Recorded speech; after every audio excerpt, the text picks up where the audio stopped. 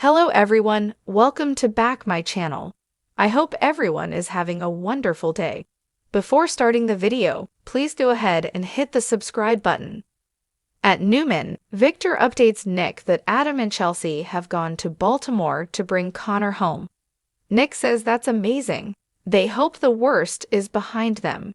Victor hopes Adam can now focus on running Newman Media.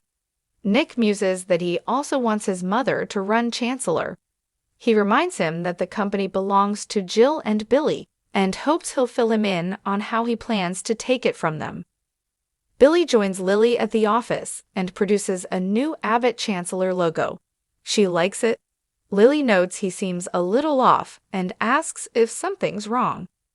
At Sharon's place, Maria knocks on the door and calls out for Sharon or Faith before entering. Faith appears and says their mom is gone. Neither of them can reach her on text, and the house is a mess. Maria says this isn't like Sharon at all. Something is wrong with Mom, right? Faith knows, but she doesn't know how they fix it. In the park, Sharon hears Cassie and calls her name. Next, she imagines she sees Nick, who sits beside her and asks, "What is it? Tell me," she says. "I don't know what's wrong with me." At Newman, Victor tells Nick there's no need for him to be concerned where Chancellor is concerned. Nick's not so sure. He takes a call from Mariah, asking if he's seen or heard from Sharon today. He steps into the hall and asks what's going on. Maria explains that she and Faith have been calling and texting Sharon and are getting no response. She's not at work and the house is a mess. "I'm not getting a good feeling." Nick's glad she called. He wants to help after his meeting. They agree to keep each other posted and disconnect. In the park, Sharon tells imaginary Nick she knows he's not really there. She hears their little girl calling her name, but she knows it's not really her. Sharon can't live in the past. Some things can't happen. Cassie will never come back. Nick tells her Cassie lives on in her. Sharon says it's not the same. Sharon muses that the two of them can never get back what they had. Nick tells her, "Don't give up. It's not who she is, not really." Sharon lost Cassie and Nick, and then lost herself. Nick tells her she still has a lot of love to give. That's the person he fell in love with. You always do everything you can for people you care about. Sharon had one job, to keep Cassie safe, and she failed her. Nothing she can ever do will make that right. Nick asks what she'd say to a patient of hers. Sharon balks, "Please, don't." Nick persists. Sharon says she would stop the unhelpful line of thinking. Reframe "don't blame." But that's just talk. When you lose a child, there is no relief. She's tried to move on and knows he has too. They press forward, but there's always that tinge that she's gone. He says, "But never forgotten." Sharon says she's always there. "You're always there too. Even when we're apart, we'll always be connected because of her." Sharon wonders if he feels the loneliness and emptiness too.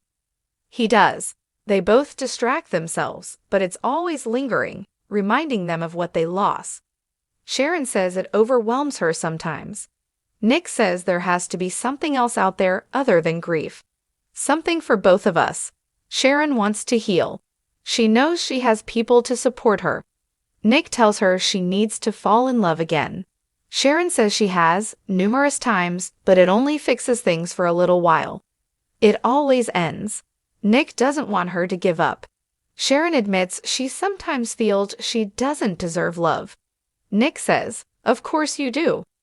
After his call with Maria, Nick rejoins Victor in his office and asks how he'll take over Chancellor. "Have you talked to Jill?" Victor says he's formulating his plan. Nick feels there's no way that he doesn't already know how he's going to do it. He notes that his mother is looking forward to running it. "If I can help you make this happen, and I'm confident that I can, bring me in." Victor says there's one wild card in all of this. Lily Winters. I wonder where her loyalties lie. Nick warns that Lily shouldn't be in his sights. She's done nothing to deserve that. Victor agrees. Lily is very capable, and she knows the company inside out. They think she and Nikki would work well together, but Victor's worried about Lily getting caught in the crossfire. Nick nudges his father to tell him everything so he can help. He just doesn't see how this takeover is going to be possible. A knock comes at Victor's door, and he says that must be Devon. Indeed, Devon walks in and asks, "You wanted to see me?" At Chancellor, Billy tells Lily he's fine, he just didn't sleep well. She asks if everything is ok with him and Chelsea. She knows it's not work, and it's not Jill who is doing well. She doubts it's Johnny and Katie because if they were ok, he'd be with them. So it's Chelsea.